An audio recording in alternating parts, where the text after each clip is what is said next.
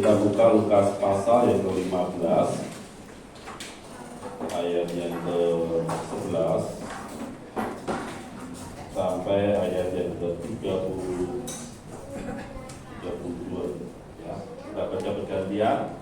Nanti saya ayat yang pertama ayat yang ke-11, Bapak Ibu Saudara ayat yang ke-12, nanti bergantian. Sudah? Ya. Yesus berkata lagi, ada seorang mempunyai dua anak laki-laki. Kata Yesus berkata, apakah tidak salah kalau dia lalu ayahnya berkata, beberapa hari kemudian aku itu menjual seluruh bagiannya itu lalu pergi ke negeri yang jauh. Di sana ia memboroskan harta miliknya itu untuk hidup berfoya-foya.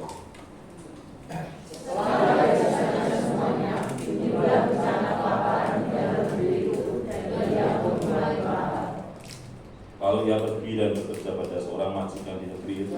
Orang itu menyuruhnya ke ladang untuk menjaga babinya.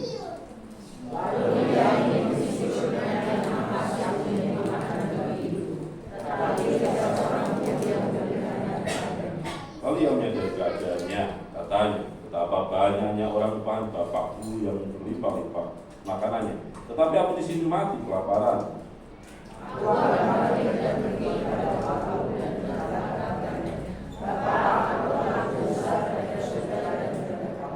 Aku tidak layak lagi disebut anak Bapa, jadi karena aku sebagai salah satu orang di anak Bapa.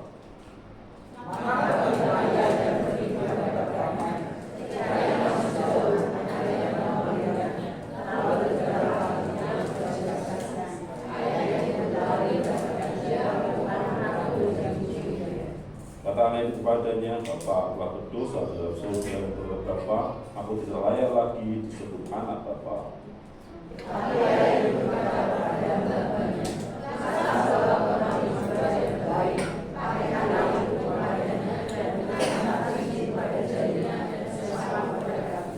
Dan ambillah salah satu tambun itu, sembelihlah dia dan marilah kita makan dan bersuka cita.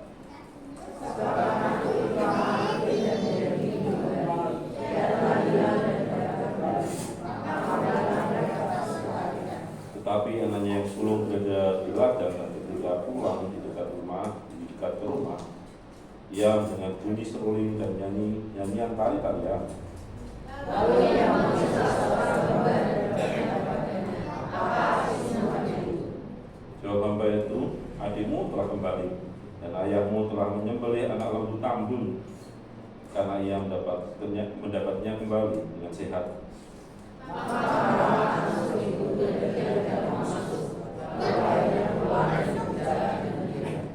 Tetapi ia menjawab ayahnya, katanya, telah bertahun-tahun aku melayani Bapa dan belum pernah aku melanggar perintah Bapa.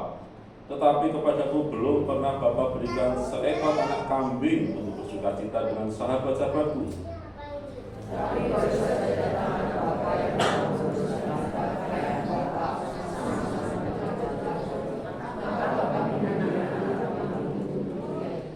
Kata ayahnya kepadanya, anakku, engkau selalu bersama-sama dengan aku, dan segala kepunyaanku adalah kepunyaanmu.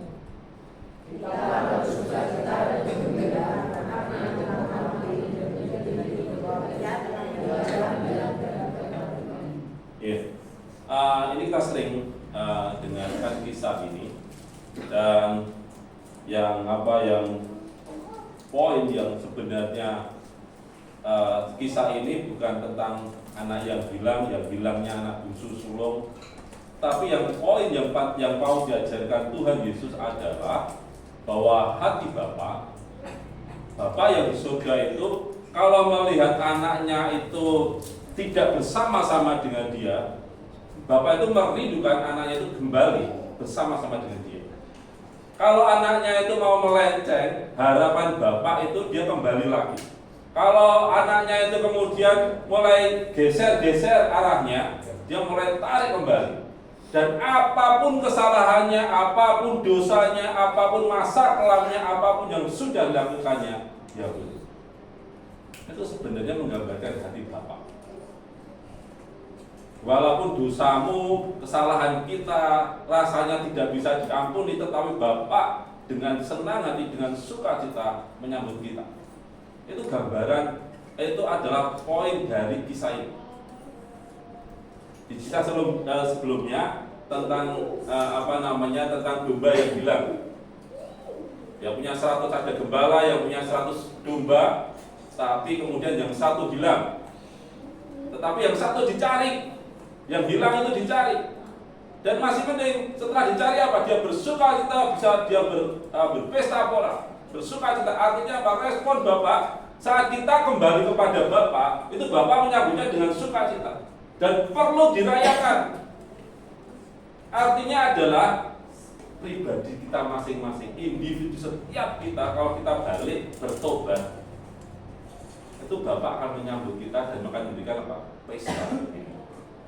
Itu kerinduan dari Bapak. Nah, menurut saya menjadi Kristen itu kayak sekolah. Jadi kalau sekolah SD, SMP, kemudian ke SMA begitu. Jadi kalau sekolah kelas 1, kemarin ditemukan di beberapa sekolah dasar itu SMP itu ada yang kelas 1, 2, dan 3 belum bisa membaca. Terus alasannya karena pandemi. Tapi kalau sudah SMP belum bisa baca, itu yang salah gurunya atau yang salah muridnya. Kalau yang salah muridnya adalah muridnya itu pasti tidak mau belajar atau tidak punya kesempatan belajar mungkin. Kondisinya tidak memungkinkan. Tetapi kalau zaman digital seperti ini mau belajar membaca lewat YouTube, anak-anak bisa, walaupun pegangannya handphone. Tidak bisa membaca tapi bisa pegang handphone. Tidak bisa baca tapi bisa scroll, bisa geser TikTok. Itu kurang ajar loh. Tidak bisa baca tapi bisa seperti ini. Artinya adalah apa? Itu tidak penting buat anak-anak. Buat orang-orang anak-anak SMP yang tidak bisa baca ini. Nah, kalau kita sebagai orang Kristen masih mode seperti ini, mode gayanya seperti ini, kita beribadah, ketemu bersama-sama, dengerin firman Tuhan, mungkin Senin kita dengerin khotbah di radio atau di TV, tetapi pulang tidak mengerjakan apa-apa, ya bekerja seperti biasa, nyengeni anaknya, nyengeni bojone, masak, bersih-bersih, bekerja, dan tidak melakukan apa-apa. Aktivitasnya sama terus, yaitu kita tidak belajar apa-apa. Kalau kita pulang dari tempat ini, kemudian kita pulang ke rumah, kita ya seperti biasa, lihat orang tuanya ya jengkel, tidak membantu orang tua, kemudian tidak ada perubahan apa-apa yang kita lakukan, yaitu sama saja. Anak yang belajar di sekolah, tetapi kemudian sampai di sekolahan dia dengerin gurunya, pulang dia tidak dengan apa-apa, tidak bisa baca apa-apa. Saat mendengarkan firman, kita orang Kristen diberkati, amin dah? Amin, kenceng.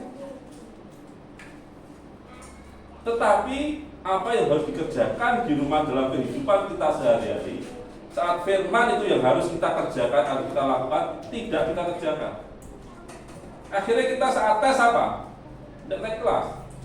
Untung sekarang kurikulum merdeka, tidak ada anak yang tidak naik kelas, semua naik kelas. Tapi kalau zaman dulu nilainya bicara rapotnya merah begitu. Melakukan firman tidak. Kalau di gereja rajin. Melakukan firman tidak, merah. Apa yang ditangkap itu cuma masuk di dalam pengetahuan kita. Oh, cerita anak yang hilang.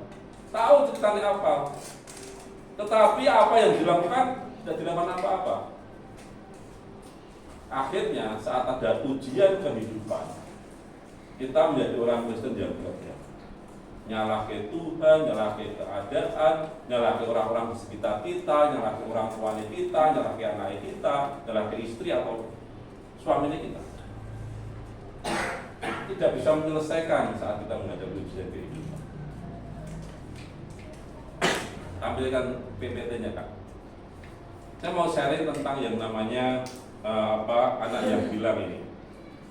Jadi anak yang hilang itu merupakan gambar kita mungkin sebagai anak yang hilang. Kenapa? Karena saya setiap hari harus belajar, harus bertobat setiap hari. Saya harus berubah setiap hari. Saya harus memperbarui hidup saya setiap hari. Supaya apa? Supaya rupa Kristus seperti tadi, di dalam hidupku, di dalammu, dan hidupmu di dalammu. Supaya saat orang lihat, orang tidak kenal saya gitu, kemudian saat saya melakukan sesuatu, saat ngomong sesuatu, melakukan tindakan sesuatu, orang itu langsung ngomong, Pak Nono Kristen ya? Kenapa? Karena lihat dari perkataan, perbuatan, cara berpikir, cara menyelesaikan masalah, Bapak Kristen ya? Karena lihat beda. Tetapi kalau hanya perbuatan saya, Pak Nono Kristen apa enggak? Aku tidak tahu sih. Itu nanti berarti yang mulia itu saya. Kemuliaan boleh bagi Tuhan. Tetapi kalau itu terjadi, kemuliaan hanya bagi saya. Berhenti saya. Saya harus bertobat untuk itu. Nah, kenapa anak yang hilang? Mungkin saya yang hilang. Mungkin kita kondisinya saat ini baik-baik saja. Tetapi kalau malam ini kita dapat teguran Tuhan, yuk kita bareng-bareng belajar supaya kita bisa melakukan apa yang Tuhan mau. Nyala ya? Tuh, copot. Benar ya? Kesalahan teknis. Bisa ya? Tadi bisa ya? Klik aja ya? Bisa ya? Bisa juga?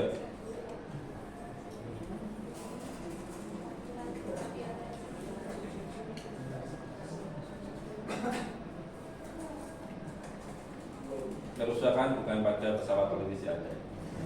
Itu kalau zaman dulu.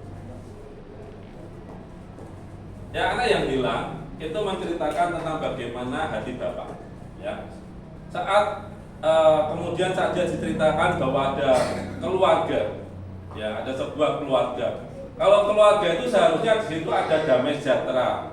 Di situ kalau sama orang tua ada namanya diajari tentang tanggung jawab, percaya satu dengan yang lain. Harusnya kalau di dalam keluarga itu, di dalam keluarga tadi sudah bisa. Di dalam keluarga itu seharusnya ada damai. Saat kita masuk dalam keluarga kita tenang, begitu. Harusnya gitu. Tetapi yang terjadi adalah di dalam keluarga ini yang diceritakan dalam di Tuhan Yesus ini adalah ada seorang bapak dan punya dua orang anak. Anak yang pertama, si sulung tidak ada masalah. Tetapi anak yang bungsu ini bermasalah. Ya.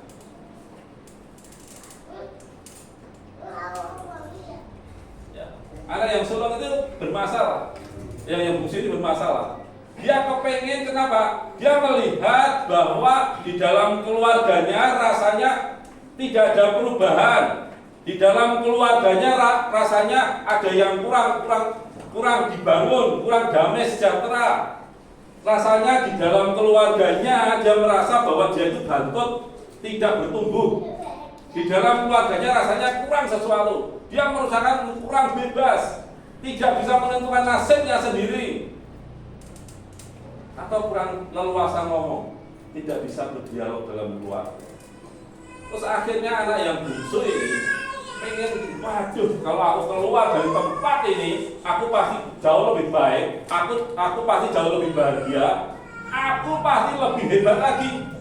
Kenapa? Aku punya modal, aku akan berusaha, aku akan melakukan sesuatu supaya apa? Orang tua aku bangga, akan menunjukkan bahwa apa yang aku lakukan lebih baik daripada bapakku. Biasanya kan anak seperti itu. Kenapa ini diungkapkan Yesus? Karena di situ ada dua orang kelompok di sekitar Yesus. Pertama kali adalah orang Yahudi, ahli Taurat. Mati lagi ya? Nyala. Ya. Kemudian yang pertama adalah pemungut cukai dan ada orang Farisi dan ahli Taurat. Orang-orang beragama kalau di tempat ini misalnya, kalau di tempat ini ada namanya yang satu pengurus, yang satu jemaat, ya loh. Orang pengurus itu orang-orang yang aktif, rajin baca firman Tuhan, renungan setiap hari, saat teduh setiap hari, seringnya seperti itu. Tetapi yang jemaat adalah orang-orang yang malas belajar, baca kitab misalnya seperti itu. Tapi dimatikan tidak ada, semua rajin semua bacaan kitab. Nah, ada dua golongan. Yang kedua adalah golongan pemungut cukai dan orang berdosa. Dan mereka saling bertentangan. Apalagi saat itu Yesus menjadi kawannya pemungut cukai dan orang berdosa. Rasanya tidak pantas kalau orang punya derajat yang tinggi bergaul dengan derajat yang lebih rendah. Tidak cocok. Orang-orang yang suci, orang-orang yang kudus tidak cocok rasanya bergaul dengan orang-orang yang berdosa. Tapi Yesus bergaul dengan orang berdosa. Kenapa kalau Yesus bergaul dengan orang berdosa? Ceritanya ini. Kerinduan Tuhan untuk orang berdosa, orang yang mau berubah itu datang kepada Bapa. Kerinduan Bapa. Dan itu yang kenapa itu yang mendasari kenapa Tuhan Yesus mengisahkan ini. 3 cerita tentang hilang domba, kemudian hilang dirham. Dirham sama domba dicari sama Tuhan. Dicari. Dombanya hilang, dicari. Yang 99 tempat yang aman, dia tinggal, dia cari yang satu. Yang dirham dicari, 10 dirham hilang 1 dicari. Uangnya hilang dicari. Tapi kok anaknya yang hilang tidak dicari coba? Menurut Bapak Ibu Saudara kira-kira kok aneh seperti apa ya? Menurut saya seperti ini. Uang yang di dalam uang dan domba itu masih milik yang punya. Tetapi kalau mengenai anak, dia mau melepaskan dari kuasanya, dari pengaruh orang tuanya, tidak mau diatur sama orang tua, memilih menjadi berkuasa sendiri, dia lepaskan. Tuhan memberikan pilihan, aku tidak tak lepaskan. Keluarga seharusnya seperti tadi ya. Anak yang bungsu ngomong sama bapaknya, Pak, aku mau bagianku, harta warisanku tak minta, bisa tidak? Bapaknya ngomong apa? Oke. Anak sulung, anak bungsu, sini. Dibagi. Bagian anak sulung tak kasih, bagian anak bungsu tak kasih. Kemudian yang dilakukan adalah apa? Setelah beberapa hari, aku kaya sekarang, aku punya duit. Dia pikir seperti itu, kemudian harta semuanya dijual, dijadikan duit. Dia pergi ke negeri yang jauh, diceritakan dalam Alkitab. Dan di sana hidupnya apa? Bersenang-senang, berfoya-foya. Kenapa ini gambar perempuan? Sengaja. Kalau laki tidak menarik. Jadi yang ini kita pakai kaos, tapi kalau perempuan tidak pakai kaos, tidak pakai itu kelai kelihatan tidak apa-apa. Kalau semua tidak kelihatan malu. Nah, si bungsu merasa setelah dia puas, dia jual harta miliknya yang menjadi bagiannya, dan dia keluar dari itu. Kemudian dia pergi ke negeri yang jauh dan menghabiskannya. Punya duit, punya otoritas, punya kuasa. Dia ngomongnya begini, aku sekarang punya duit nih, gitu. Aku punya kuasa, aku bisa menentukan jalan hidupku sendiri. Aku tidak perlu dengar omongan bapakku, pemimpinku. Aku tidak perlu mendengarkan kalau di kantor, kalau di sekolahan guruku, kalau di kampus dosenku. Gitu. Aku bisa bebas. Anakku kos, tidak berangkat sekolah, tidak kelihatan sama orang tua. Tapi kalau pakai superpet, ketahuan orang tuanya masuk ketahuan. Nah, orang lebih suka hidup bebas, menentukan arah untuk dirinya sendiri. Mau jajan, mau GoFood, tidak ada masalah, asal duitnya masih ada. Mau pergi kemana-mana, oke, dia bisa menentukan sakara PDW. Kita kan seringkali suka seperti itu. Kalau diatur-atur tidak mau. Kalau diomongi, lah kowe enak ngomong, mesti nglakoni rekoso. omongan tok gitu. Sing ngakoni atine lho, ra enak. Itu seringkali kita seperti itu. Mirip dengan anak yang bungsu. Kita tidak mau ditata, diatur, pasti. Padahal yang mengatur Bapak kita di surga punya tujuan baik.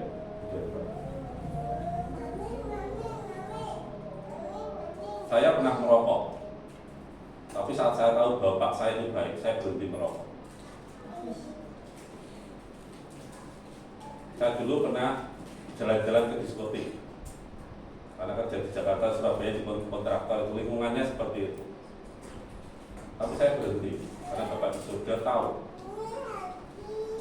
Bapak yang baik. Saya bertobat. Saya di rumah, pulang ke rumah, dan tiba-tiba kemudian tidur istirahat tanpa melakukan apa-apa. Yang penting besok kerja, tidur, makan, ngerjain di rumah, selesai enggak. Karena saya tahu Bapak di surga. Saya ingat Pak Fatoni, saya ingat teman-teman yang lain harus saya kunjungi, saya berdoa buat mereka, saya ingat Pak Petrus, saya ingat Om Bin, supaya bisa berdoa buat mereka. Kalau cuma untuk diri saya sendiri, saya tidak berguna. Kenapa? Itu yang disenangi Bapak itu dengan cara seperti itu. Kalau saya hanya bekerja dan ngurus diri sendiri, bekerja untuk anak-anak atau suami atau istri atau untuk orang tua, itu hal biasa. Semua orang melakukan yang sama, bahkan lebih baik. Ada anak-anak yang merawat orang tuanya dengan sangat baik sampai di masa tuanya, sampai mereka meninggal. Dan mereka tidak kenal Tuhan. Tetapi bukan itu, karena tujuan engkau di dalam Kristus adalah supaya Kristus itu nampak dalam hidup kita, supaya kita itu bisa orang lain dimenangkan karena kita. Tapi kalau kita tidak melakukan seperti itu, ya kita tidak berfaedah. Kita berfaedah untuk diri kita sendiri. Ini kayak anak bungsu, hanya mikirkan siapa? Dirinya sendiri. Mama kono, pulang jangan langsung pulang. Aku harus entry, aku harus nyiapin. Entry itu tidak gampang. Jadi ketua entry ya Pak ya. Harus nyiapin duit, harus nyiapin waktu, harus diperhitungkan nanti pulangnya jam berapa. Untuk waktu. Dia berkorban untuk siapa? Untuk teman-teman yang lain. Supaya yang lain bisa sharing, bisa saling membantu. Anak yang bungsu melawan itu. Anak yang sulung. Kemudian salah, Bapak dulu ya. Bapaknya. Kemudian saat saat anaknya ini di sana, setelah pesta pora, puas dengan dirinya dan tahu bahwa kondisinya kemudian terbatas, duitnya habis, dikatakan negeri itu kemudian mengalami kekeringan. Kondisi itu menghimpit anak ini. Kondisi lingkungan menghimpit anak ini, anak bungsu ini.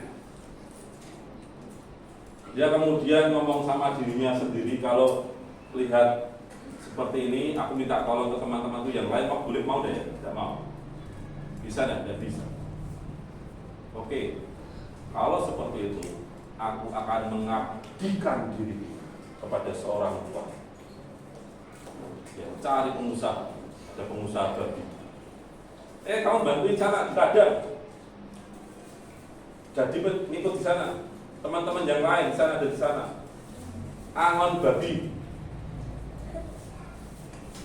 Saat diri kita punya otoritas kuasa Tuhan dan kita mengabaikannya, kita mau diri kita sendiri yang berkuasa, akhirnya kita jatuh ke tangan penguasa yang lain. Kira-kira siapa yang orang lain? Dia kemudian, aku tidak punya apa-apa, aku mengabdikan diriku kepada pengusaha babi. Dan di sana perutnya lapar. Dan dia minta sama orang, tolong beri aku makanan babi, aku minta dong makanan babi itu supaya aku makan. Aku menginginkannya. Tolong. Jadi yang ngasih. Saat kondisinya terpuruk, kondisinya seperti itu, dia ingat Tuhan, ingat bapaknya sendiri. Di rumah bapak, pelayan-pelayannya, pegawai-pegawainya, di sana makanannya berlimpah. Di sana berlimpah. Dan kalau aku kesana, aku Tuhan, aku mau berdosa terhadap Engkau. Dia punya merancangkan segala sesuatu, ngomong dalam pikirannya, wah nanti aku harus ngomong seperti ini kepada Bapak. Dirancangkan supaya nanti paling tidak aku bisa berdamai dengan Bapak. Usaha si bungsu itu kembali ke bapaknya, walaupun harapannya dia tidak menginginkan lagi. Dalam arti begini, harapannya cuma sebagai pelayannya saja, pegawainya saja. Dia tidak punya pikiran nanti bapakku pasti marah, jengkel, ngamuk, diusir. Mungkin pikirannya berkecamuk seperti itu. Ya wes jadi pembantu ini bapakku tidak apa-apa, yang penting aku bisa makan. Ya bertobat, ya kembali. Saat dia kembali, kemudian si bapak itu, mungkin kalau menjadi seorang bapak kemudian punya anak yang pulang-pulang di sini tuh ada rasa kangen. Mungkin cuma saya ya, yang lain tidak kangen ya, tapi saya kangen. Jadi kalau saya pergi keluar kota ataupun tugas begitu, saya pasti telepon anak saya, istri saya nanti, ya, istrinya nanti, anaknya sekarang video call. Nanti setelah anaknya selesai baru istrinya itu, jadi istrinya dulu ya. Tapi saya video call dengan anak saya, beta kabarmu, gini. Entah dia sikapnya baik, tidak baik, kalau sudah video call lihat wajahnya, hatinya tenang. Wow, tidak apa-apa. Saya lihat istri ini, kemudian sehat, puji Tuhan. Tapi bapak ini merindukan anaknya baru.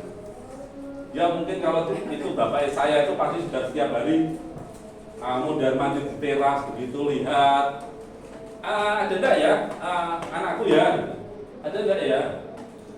Kapan ya anak pulang ya? Hatinya mulai berkecamuk mungkin kalau saya. Jadi saat si bungsu itu dari jauh, dia lihat dari kejauhan. Bapaknya mengucapkan. Anaknya ngomong apa? Yang sudah dilontarkan panjang itu supaya dapat pengampunan, dia ngomong apa? Aku sudah berdosa terhadap Bapak, terhadap surga dan Bapak. Dia bla bla bla. Bapaknya di Gerindra. Dia rangkul anak itu, dia peluk anak itu, dia undang para pegawainya kembali kan. Harapannya anak itu cuma jadi pegawai. Tetapi Bapak ini menjadikan lagi bukan sebagai pegawai, tetapi juga tetap jadi anak. Saat kita ada kerinduan bertobat, pulih, datang kepada Bapak. Bapak akan segera datang kepadamu dan menempatkan engkau kembali sebagai anak, sebagai posisimu semula. Walaupun dosa kita, salah kita seperti apa. Sang ayah merindukan setiap jiwa yang hilang. Pengampunan dan penerimaan Allah. Dia mengampuni dan menerima apa adanya. Suatu kegembiraan menerima kembali siapapun yang bertobat dan kembali kepadanya. Itu hati Bapak. Pesta dalam Alkitab yang diceritakan itu sebagai respon terhadap kepulangan anak ini, menandakan sukacita dan perayaan yang muncul di surga ketika seorang bertobat. Pulang dari tempat ini, Bapak Ibu bisa ngajak teman-teman yang lain yang jarang datang hari ke gereja, yang mungkin dulu pernah ke gereja dan tidak mau ke gereja lagi, bujuk lagi datang ke gereja supaya kembali. Itu kerinduan Bapak. Datangi mereka, ngomong, yuk datang kembali, yuk balik lagi. Pokoknya suci, memang aku belum suci, yuk bareng-bareng dan hidup suci. Apakah uripmu benar? Yuk bareng-bareng hidup jadi hidup yang memang aku belum benar, tapi bareng-bareng jadi benar. Yuk bareng-bareng. Kita ajak teman kita, atau mungkin ada tetangga kita atau teman kita yang mulai tertarik. dorong mereka. Kalau tidak mau ke gereja, datang ke M3. Nanti nih Pak Siando atau Pak Martono, ajak mereka ke sana. Kalau tidak mau ke gereja, nah itu hati Bapak kita. Kemudian hati anak yang sulung. Lihat bapaknya memestakan anaknya yang bungsu, si sulung tidak terima, marah jengkel, lapor komplain, merasa tidak dihargai. Kenapa kakak adikku dipestakan, sudah memboroskan harta, kemudian hidupnya sudah sakara PDW, keluar dari otoritas Tuhan, keluar dari sumbernya berkat Tuhan. Aku jadi berkati, kenapa aku tidak? Dikatakan ayat yang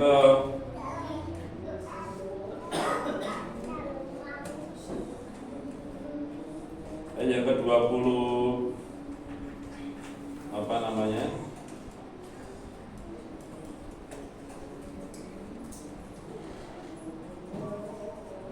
Ayat yang ke-20, 31-30.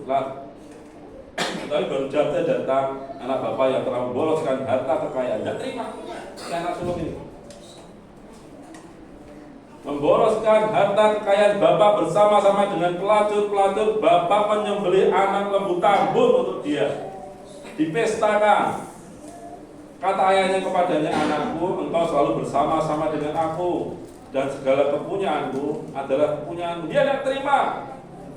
Ayat yang 29 dikatakan, ia menjawab ayahnya, katanya, telah bertahun-tahun aku melayani Bapak dan belum pernah aku melanggar perintah Bapak. Nurut terus sama Bapak.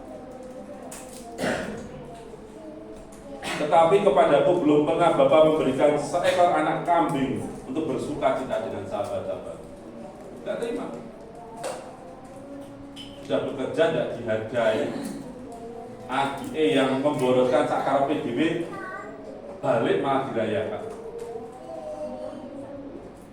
Kalau kita masih punya sikap seperti ini, apa yang harus kita lakukan? Kita harus belajar mulai dari sekarang, berlatih mengampuni, berlatih untuk tidak iri. Berlatih untuk tidak apa? Iri, tidak cemburu. Berlatih untuk mengampuni. Kenapa? Karena itu latihan kita, sekolah kita. Jadi kalau ada orang yang membedakan, pemimpin kita, bos kita membedakan, dia anak emas, ya biarin aja anak emas, gak apa-apa. Kita bekerja terbaik kita. Saya pernah punya perasaan seperti itu, merasa dianaktirikan. Kenapa yang ini dikasih fasilitas baik, kenapa ini fasilitas lebih enak, kenapa saya tidak? Tapi saat sadar seperti ini saya bertobat. Saya balik, tidak mau. Aku tidak mau urusan, aku yang penting mau melakukan yang terbaik untuk kita. Orang-orang yang seperti ini kalau tidak bertobat artinya apa? Tidak ngerti artinya Bapak kita. Kalau tidak ngerti artinya Bapak kita, itu akan semakin menjauhkan diri kita menjadi serupa dengan Kristus. Jadi kalau kita mau belajar pelan, bertahap, yuk kita mulai minggu ini kita belajar ngerti hati ini Bapak. Bahwa kalau ada orang bertobat itu Bapak kita senang. Kita ajak teman-teman kita. Tetapi kalau ada orang lain yang rasanya lebih diperhatikan, dapat roti di 2, 1 ya biarin, tidak apa-apa, tidak usah iri. Ya. Kita belajar untuk tidak iri, belajar untuk mengampuni. Kalau ada orang bersalah ya kita mengampuni. Mau? Ya kita berdoa. Tuhan tolong kami Roh Kudus, supaya kami belajar tentang hatimu, tentang keinginanmu, supaya rencanamu digenapi dalam hidup kami Bapak. Biar Kristus nampak dalam hidup kami, biar terang ilahi itu bisa memancar kepada orang sekitar kami. Tolong kami Roh Kudus, beri kemampuan buat setiap kami, supaya bisa kami mampu karena Engkau. Terima kasih Bapak, kami mau belajar tentang dalam nama Tuhan. Amin. Amin. Mari bangkit berdiri, kita akan akhir pagelaran sore. Kami sungguh bersyukur Tuhan buat kebenaran-Mu yang boleh kami dengar sore hari ini. Satu hal taruh di hati kami, biar hati kami hari-hari ke depan ini semakin lemah lembut, mudah diajar Tuhan. Kami berdoa seperti janji-Mu, Engkau membuang hati yang keras daripada kami dan memberikan hati yang taat kepada kami. Terima kasih buat kebenaran-Mu sore hari ini. Mari angkat tangan di hadapan Tuhan. Saudara-saudaraku terkasih dalam Tuhan Yesus, setelah Kau mendengar firman Tuhan, Kau menyimpan dalam hatimu, dan Kau hidup menjadi pelaku-pelaku firman Tuhan. Sekarang pulanglah di dalam damai sejahtera Bapa. Pernyataan Tuhan Yesus yang persekutuan dengan Roh Kudus. Hidupmu dan hidupku semakin hari semakin merindukan hidup benar di hadapan Tuhan. Makin hari kau semakin rindu benar-benar menjadi anak-anak yang taat kepada Bapa. Dan setiap kita benar-benar semakin hari semakin mengasihi Bapa, sehingga hidup kita semuanya diubahkan semakin menjadi seperti Yesus Tuhan. Dan di mana kita ada, kita menjadi berkat bagi banyak orang. Setiap kita yang percaya berkata amin. Ya, tambah dikit ya, seminggu lalu teman kita kan tidak ada yang pusat ya. Dan saya cukup lama kumpul, makanya juga lama tidak kumpul ya. Meskipun kita jarang, maksudnya saya itu jarang dulan bareng, ngobrol itu ya enggak ya. Tapi dekat, dan Sabtu lalu ketika meninggal itu saya ya bosok Jawanya delak-delak kok iso ya, karena masih muda juga, baru 54 tahun. Satu hal ini, kalau kita dengar khotbah sore hari ini kan, dulu saya pernah dengar khotbah ini anak kurang ajar, bapak esok jalur hartanya ya, itu ada orang Timur, tapi ada orang Yahudi memang seperti itu. Ketika orang tuanya masih hidup, dia bagi harta. Itu yang benar. Kenyataannya kalau bapaknya mati mendadak, anaknya gelut kok. Hartanya dari orang bukan di banyak yang terjadi seperti itu. Terus kemarin saya waktu ngomong ya, Alkitab mengajarkan seperti itu. Jadi pesan saya, kalau kita masih hidup tapi nak punya harta ya, tulis arisan. Kalau tidak punya harta, tidak usah. Jadi tulis sokong, jadi tulis utang, silakan. Ya, jadi saya pernah ngomong, kalau kita punya harta, tulis warisan selagi kita masih hidup. Itu ajaran Alkitab. Jadi sore ini saya membahas belajar karena kemarin teman kita itu sangat mendadak. Tidak ada hujan dan lain sebagainya sebenarnya. Tapi sebenarnya kalau melihat pemeriksaannya dia harus waspada ya, supaya tidak main-main dengan namanya kesehatan. Sebenarnya sudah ada 6 bulan yang lalu pemeriksaannya itu sudah kelihatan sebenarnya. Tapi karena ya tadi hidupnya ya ada apa-apa, ya sehat-sehat saja. Dan pemicunya sebelum meninggal dia seminggu meeting terus, uang dasar tidur malam, tidurnya pagi-pagi itu mengganggu semua kesehatannya.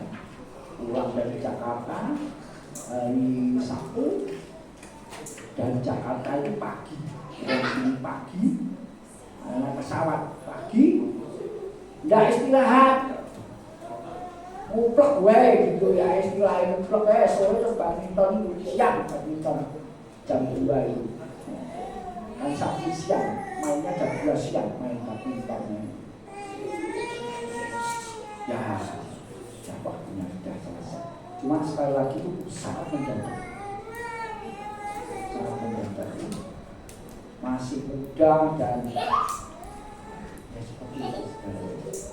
Semua yang teman-teman di rumah sakit ketika dia sudah tidak ada, dia seperti orang tidur. Padahal kalau serangan jantung itu, saya dulu lihat mobil serangan jantung itu wajahnya kesakitan. Dan itu masih hidup sebenarnya. Nah, kalau saya lihat ini Pak Edi itu hidup digemai anak kabeh awake sampai 2 jam. Anak gue lagi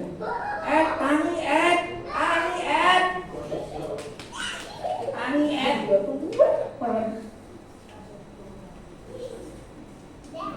saya lihat di pertimbangannya dia suka betul itu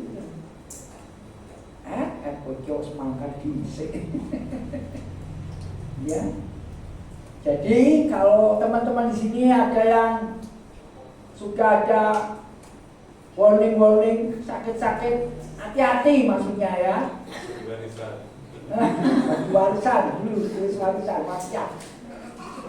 Aku gue mas nang pojokan. Ya sudah belajar. Ada pengumuman? Mari. Ya.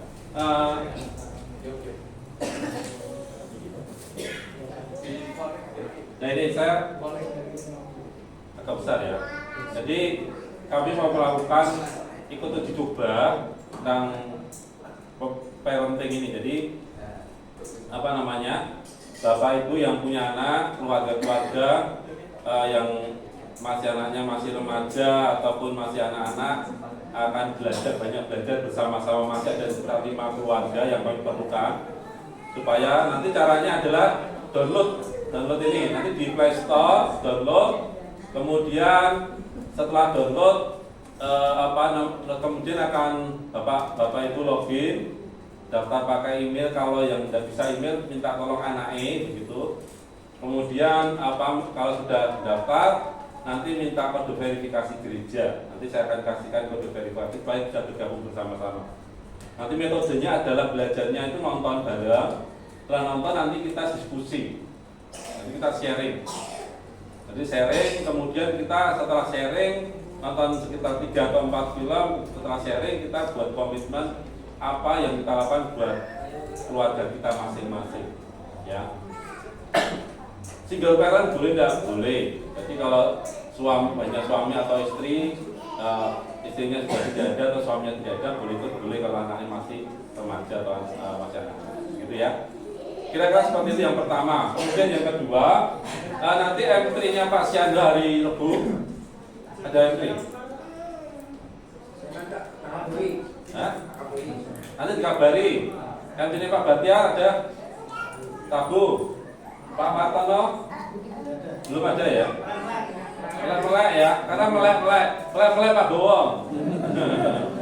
Jadi mungkin M3 minggu ini berkurang.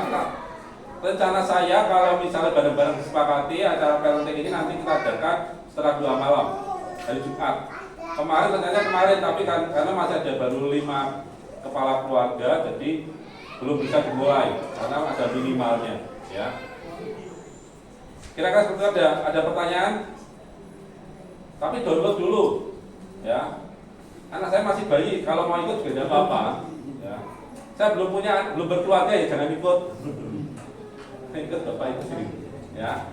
Kira-kira itu ada pertanyaan? Kalau tidak ada nanti boleh tanyakan ke saya kalau tentang parenting project, ya. Kita berdoa untuk persembahan. Terima kasih Tuhan untuk hari ini kami bersyukur. Biarlah anugerah Tuhan apa yang kami dengar pada sore malam hari ini buat berkati, sehingga apa yang seharusnya kami kerjakan dalam minggu ini firman itu boleh nyata dalam hidup kami Tuhan. Sebentar kami berikan persembahan berkati hidup kami, pekerjaan usaha kami Tuhan. Kami berikan yang terbaik dengan hati yang penuh sukacita. Berkati perjalanan pulang kami, tibakan sampai di rumah dengan selamat, bertemu dengan keluarga kami. Juga berkati hari Senin, Selasa sampai seminggu ke depan di dalam anugerah Tuhan, di dalam nama Tuhan Yesus. Amin. Apa? Duduk dulu ya.